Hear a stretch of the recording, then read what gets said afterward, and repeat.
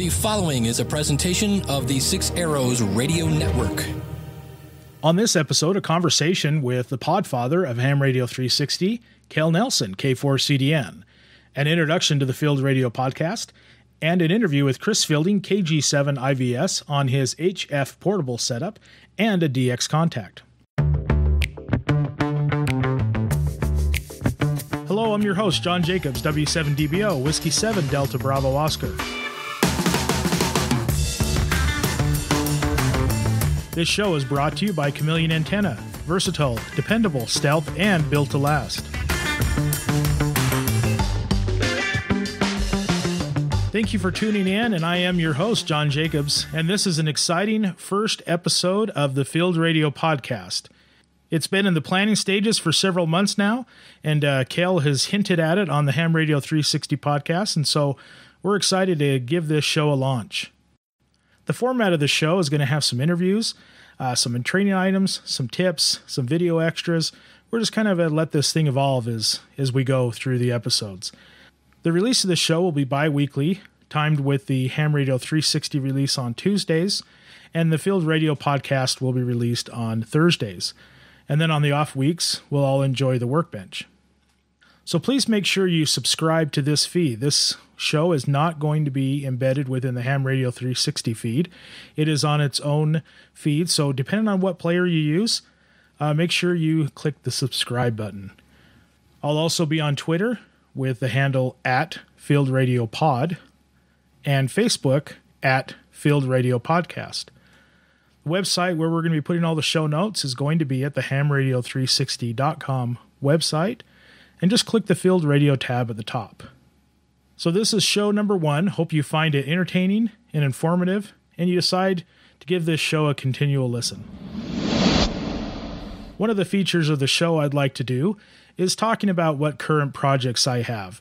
This is inspired from George and Jeremy on the Workbench show, and it's always entertaining to just hear bi-weekly on what projects they're working on and what their successes and their failures. So I want to bring that over to this podcast also. And as you find, those of you that are in the field a lot, you find you need to repurpose things, build things, adapt to make things work in the field. And so I found myself, I always have a multitude of projects sitting on my workbench here. And so I'm going to share some of those with you. For my current project, I'm working on a Go box for VHF, UHF voice and digital communications. So I've built many boxes over the past couple of years for others, but I've never really settled on my own Go box or what my idea was for my perfect box. Go boxes is a very unique item to each person, and so I've tried with different models and different ideas of different boxes and different racks and different cases, and I've never really settled on what's perfect for me. And so I think I have finally found the perfect box that I want to build. And so what I'm going to do as part of the Field Radio podcast is we're going to have a segment in each show highlighting what's my current project and what my current build is. So for the next quite a few episodes, it's going to be this VHF, UHF Go box. So what I'm going to do is share with you some video extras. This will be on the show notes page, and it'll be on a YouTube channel. And so visually you can follow through the build process from designing the box to manufacturing the plates for the box, putting it together, and just kind of following along in the process. So this will take up a few of these episodes to finally get me to finishing this project. But I hope you enjoy it and learn something along the way. And as always, you can comment and share on Facebook and YouTube and email me and let me know what you think about the project and may perhaps give me some ideas on improvement. Starting off with any project, you want to first identify your goal. And your goal is going to help you limit the scope of your project. It's going to make sure that you stay on target. And then when you're done with your build, you can look back and say, did I meet my goal? And was the mission successful in the build? So the next step, after you have a goal, you identify the philosophy of use. What is the equipment going to be used for? How is the equipment going to be laid out that's going to best meet the goal? And then you identify specifications. What do you need in the radio? what do you need as, say, accessory ports for the radio, and you identify all the specifications. Then once you have all that, then you can look at the equipment. And a lot of times this specifications is almost backwards. We already own the radio. And so we're just going to identify that the radio we already own works for our specifications, or maybe we might look at trading it in and getting a different radio that's going to work. Then when you look at items that are going to be complementary to your Go Box, that will help limit the scope of the project. You may identify that power is not going to be in your box, so a power box is going to be a complementary item. You may identify that you're going to have a multitude of antennas that you're going to want to use with your box, and so that will be outside the scope of this build. And you may find you're going to use some type of computer or digital device, and so you're going to set all those ideas aside, or solar panels or charging devices, and you're going to say, we're going to focus on just the Go Box and recognize that this Go Box is not going to be the final solution. It is going to be a component in the final solution. So with that, I hope you enjoy the video extra. You can access it at hamradio360.com and click on the Field Radio tab, and there you will see the first video in this series.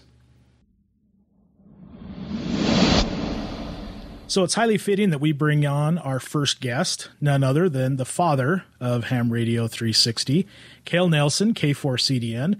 Welcome, Cale, to the new Field Radio podcast. You know, I'm like one of those guys waving on TV, waiting on their turn to be seen, and nobody's seeing me. Man, thank you, John, for having me here. Congratulations on launching the show. Totally stoked about it, man. Thank you. Yeah, this is our first podcast, and so we're going to trudge through this, and so I thought I'd bring you on, and we talked a little bit on your episode about where we're going and the vision of 360 and Field Radio. But first of all, thank you for I don't know if it was consciously done, but you set that call out to asking for new content and new podcasts. I believe it was your pre-Dayton show. Yeah. And that invitation is still open, by the way. But I'm glad that you heard it. And, you know, honestly, when you approached me at Dayton and said, hey, Cale, I've got an idea, I didn't really anticipate it being you. But I'm glad it was. I didn't see that coming, honestly. I was like, wow, that's really going to be cool. Yeah, it's been a bug of mine that I really like educating, and that's actually, I'm getting my master's right now in education. And so nice. I think this is going to fill a need for me to not only help facilitate a conversation and educate, but actually have people, using the power of Ham Radio 360, getting the word out. Yeah, well, it's been a great time. It's an amazing audience. I mean, who knew? Going back, I keep saying this all the time, who knew that we would be here 3 years later? I mean, if we had lasted 6 months, I would have not had been surprised. And it's just amazing. The Workbench Show has come on and become a beast unto itself, and I anticipate the same level of success for your Field Radio show here. Yeah, I hope so. We're breaking away from the 360 feed, so people are gonna need to make sure they hit that subscribe button. Oh, yeah.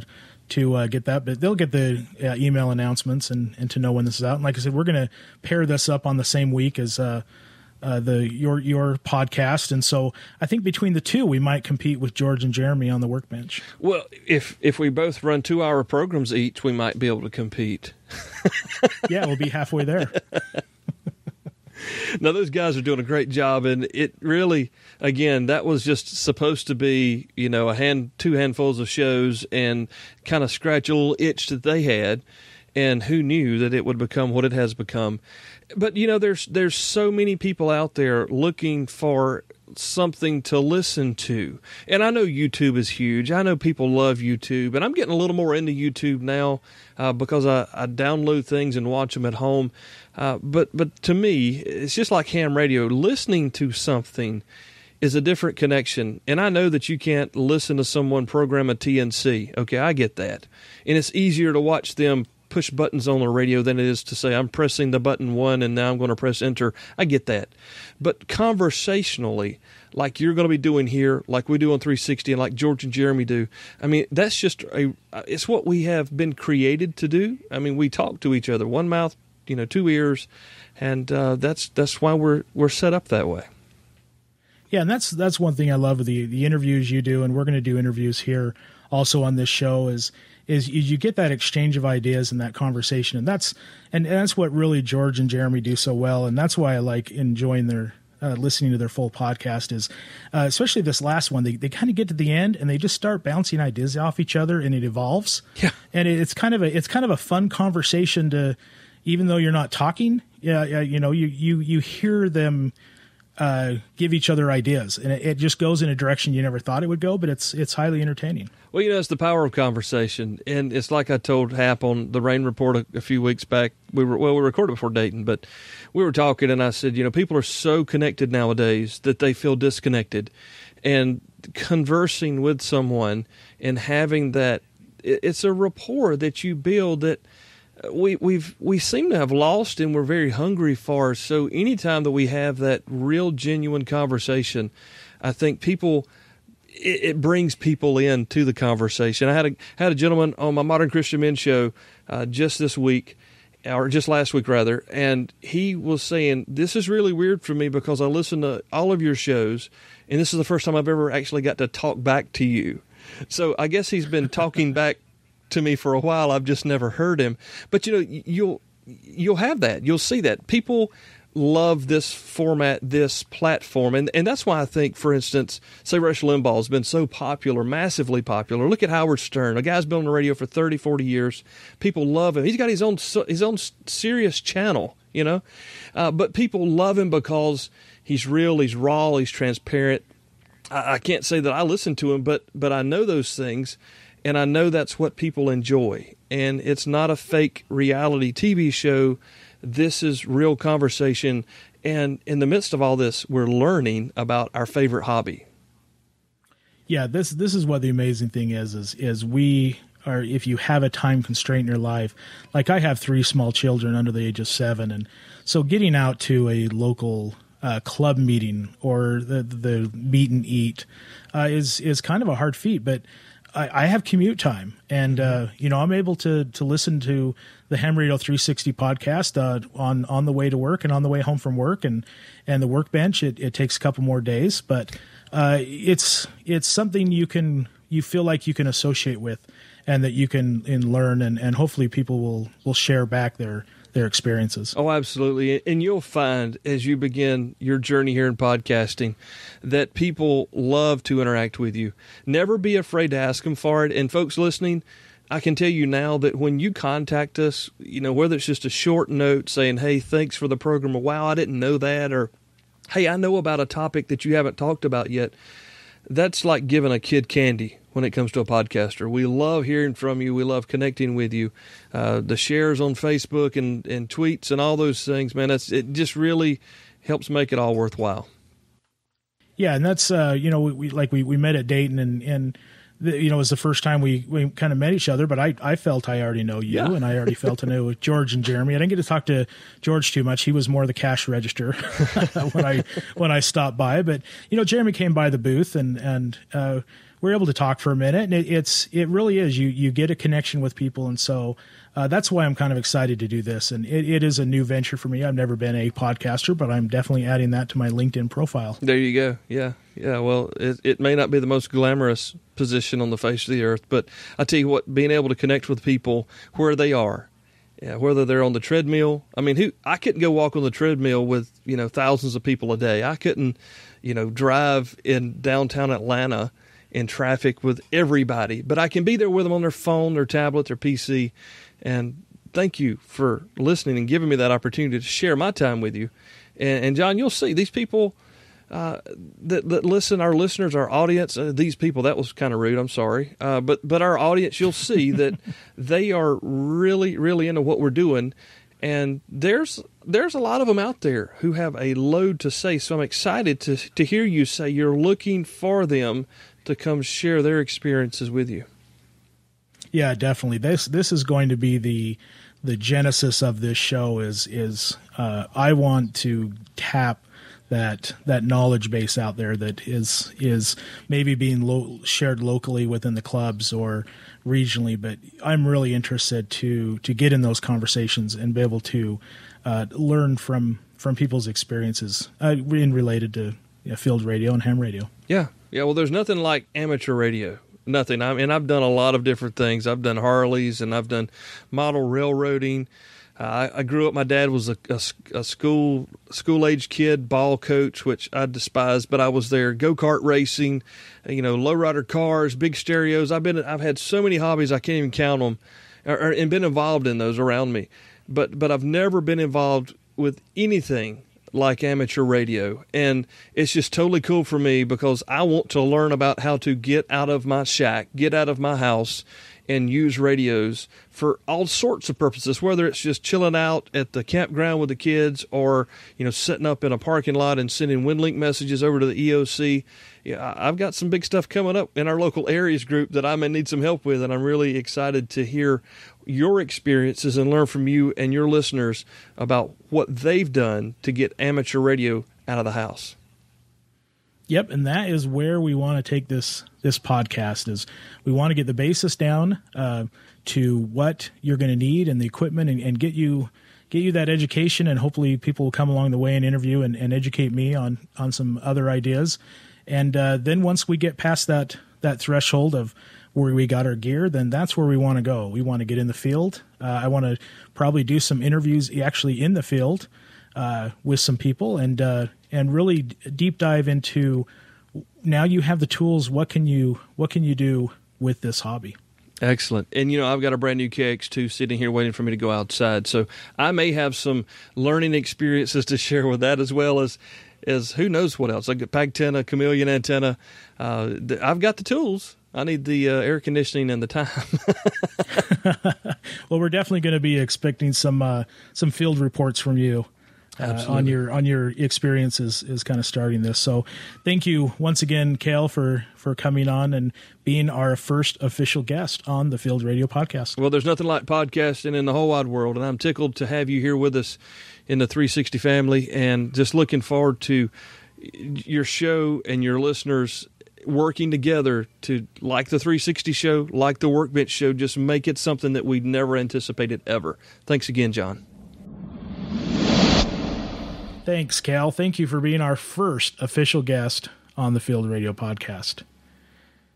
So I mentioned in the beginning, we have a sponsor for this show.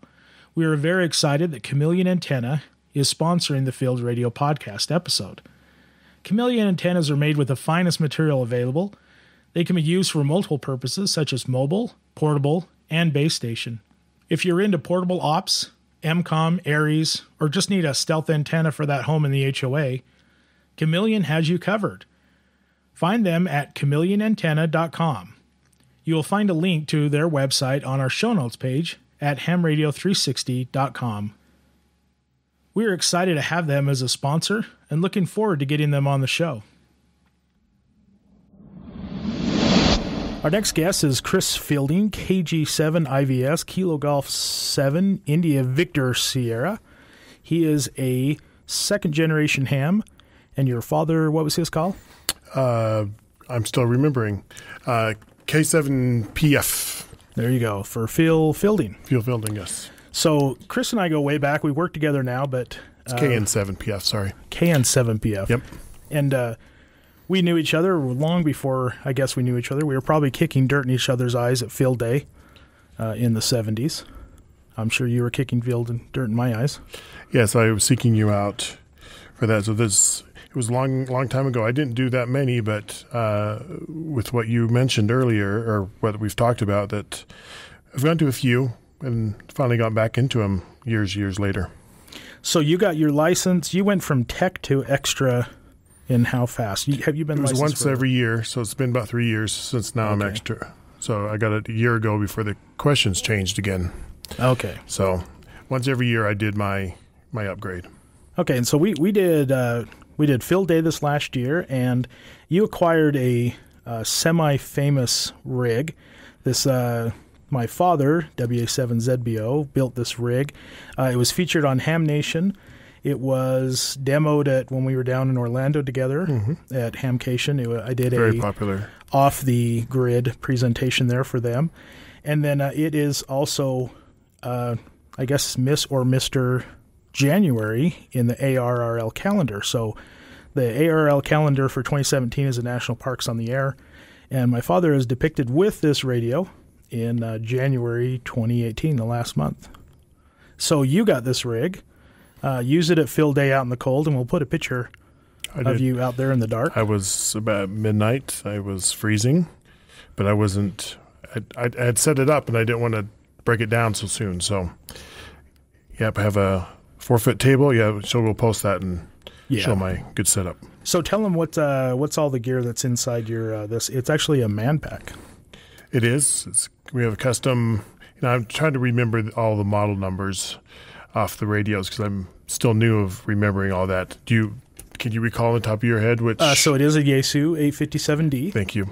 With a LDG tuner. And we have that Midland. And you have a Midland GMRS radio. It fits in there perfect. Oh, and then our little solar. Yes, a Genasun. It's a Genasun solar charge controller is in the rack. And then also a Biono Power 12 amp hour LiFePO 4. Actually, we think we did 20. We updated on that one. It's a little bigger. Yes. That works perfect. I love those. And it is all enclosed in a best way to describe it is an aluminum erector set. Yes, apparently it came in a box, no instructions. Yes. And a bunch of rails and screws. Yes. And so it had to be put together by blowing up. Luckily, somebody else had built something similar. And I wasn't involved in the building part, but as I understand, kind of had to blow up each picture, trying to count which holes to put the screws in. So, but it's turned out really nice. And we'll put a link to. Well, we'll have the photos of that, and then we'll put a link to the item. There's actually two sizes. You have the smaller size. There's a larger size that will fit something like an ICOM 7200, and then you have the smaller size. And so this is a metal. Best way I said to describe it, a erector set. It holds everything, but it's open air all the way around, so you can drop it down into a backpack and man pack it, or pull it out and operate on desks like you were for field day.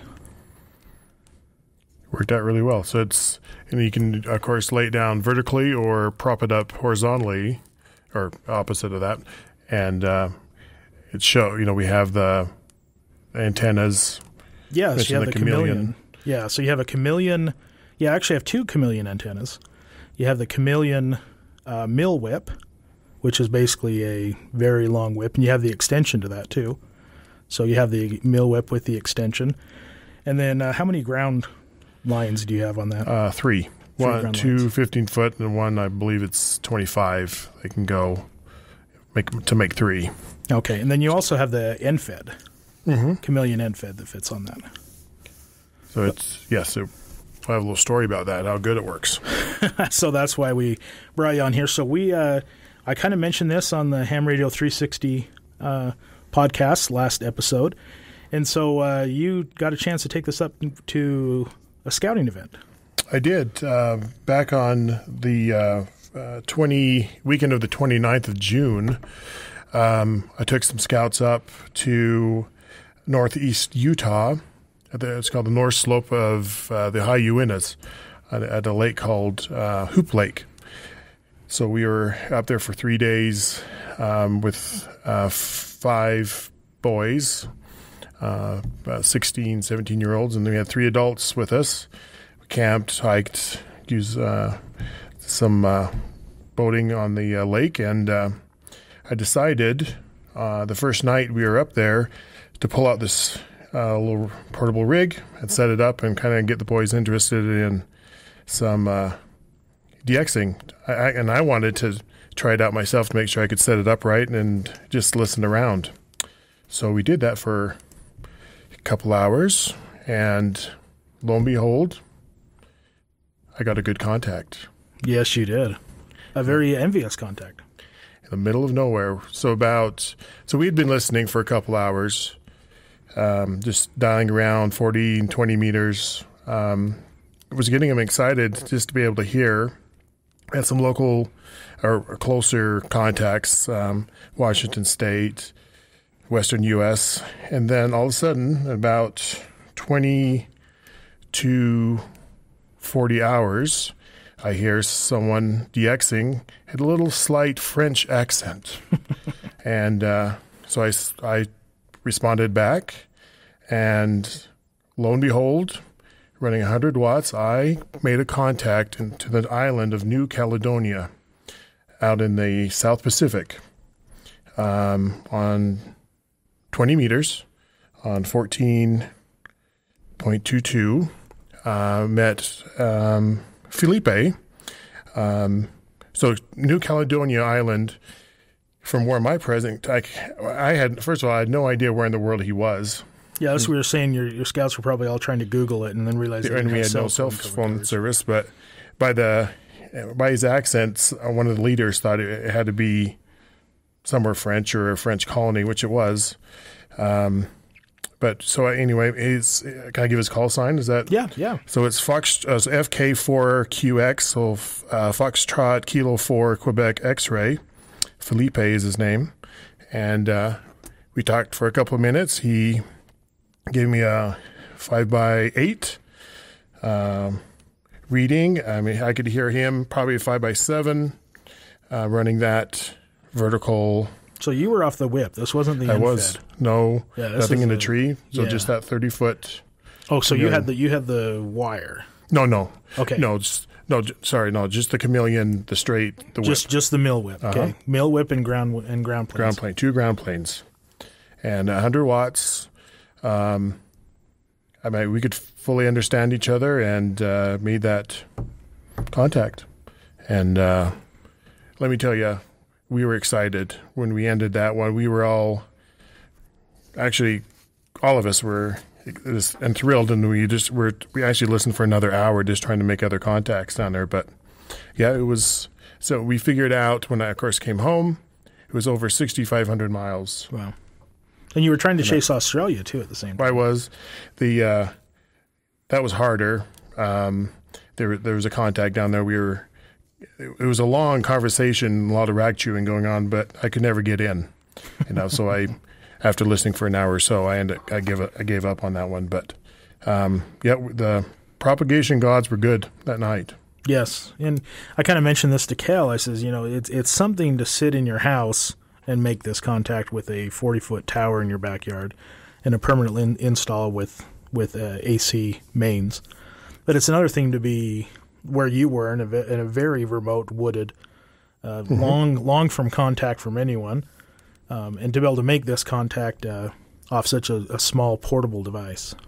That's where I think even the better magic of amateur radio comes in. Let me tell you, it got me excited. Again, I'm although I'm an amateur extra and been for about a year, and John knows, I haven't been on the air a lot. Yes, I believe you got your extra before you actually transmitted on HF. Yep, I have, and I have all the equipment. I even have antennas at home that I have still put up. I've got a nice radio to put up, but anyway, it got me excited to get on the air more often and make those contacts. And so you're coming up on a California trip.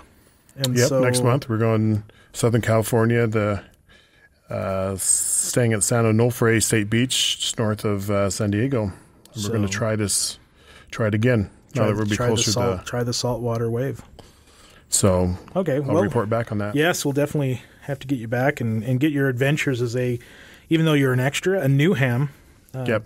Being able to, and it's a nice setup. Like I said, we'll put pictures of it, and that chameleon antenna really came through, and your Biano power battery. Mm-hmm. It's a really good setup, and and the scouts, how did they took to it? Obviously. Oh yeah, and I've actually had a couple in the last week. I had another activity that came up this past weekend, and they had hoped that I brought it. We were again in the mountains in a different area, but I didn't bring it this time. They were actually disappointed. So it's going to be. We'll try a regular thing when we go camping. I'll bring that with me and have them listen in and maybe make some contacts themselves. All right. Thank you, Chris. His call is KG7 IVS. Thank you for coming on the Field Radio Podcast. It's been my honor. Hope to do it again. Thank you. A feature of the show I want to do is very simple tips and tricks, things that you found work great in the field. It might just be an item that is for sale for something different and you've repurposed it for field radio, or you've created your own or crafted your own, something that makes the job easier and makes things work. And so what I want to do for this is a call to action to our audience. I would like you to submit yours to present on the show.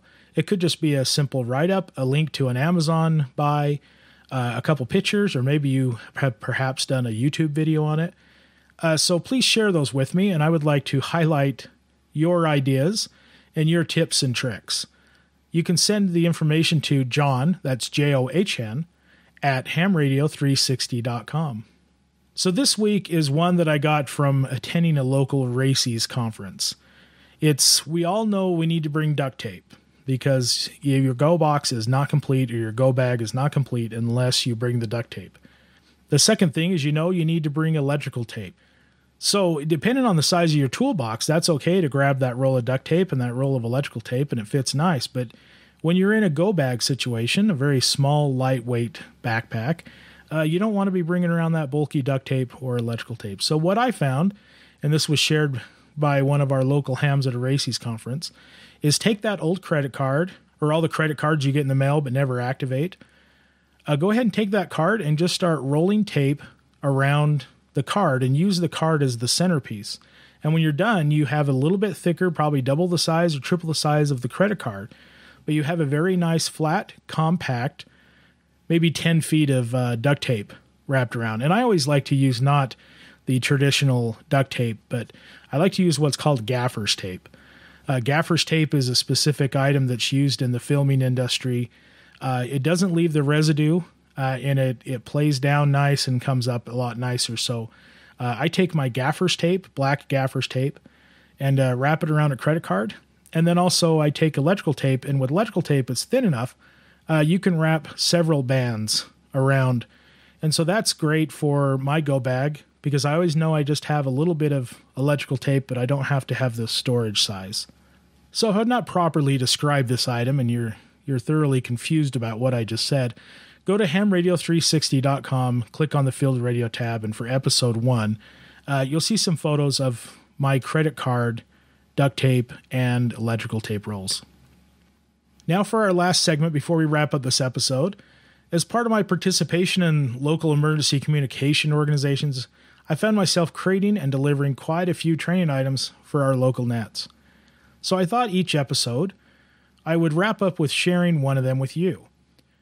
These are just collections of my research on certain topics and some that I've actually listened to and quickly took notes and wrote it down. So I'll include the training item in the show notes in a text format, so feel free to copy them, improve upon them, and use them for your local nets. I hope you enjoy. This is John, W7DBO, Whiskey 7 Delta Bravo Oscar. My training item is on the 4 keys of successful communication. Before embarking on any project, in this case preparing for field radio operations, it is a good idea to take a step back and first establish a statement or mission statement for what you want to accomplish. Stephen R. Covey said the most effective way I know to begin with the end in mind is to develop a mission statement. First, looking at this from a holistic standpoint helps you identify the equipment and skills you will need to meet your goals. For some, it may be a goal to summit a peak and to operate. Others, it may be to be a deployable asset in an emergency. Both vastly different goals that bring different equipment and skills to the table. Once you define what success is to you, then you can work towards that goal. I have many different goals I'm working towards, each with a different mission or statement of purpose. But overall, I try to keep 4 keys of successful communication in mind. First, get on the air. This is your first task to get licensed, acquire appropriate gear for your statement of purpose, learn how to operate your equipment, and operate the radio as a radio communicator. This is a big task.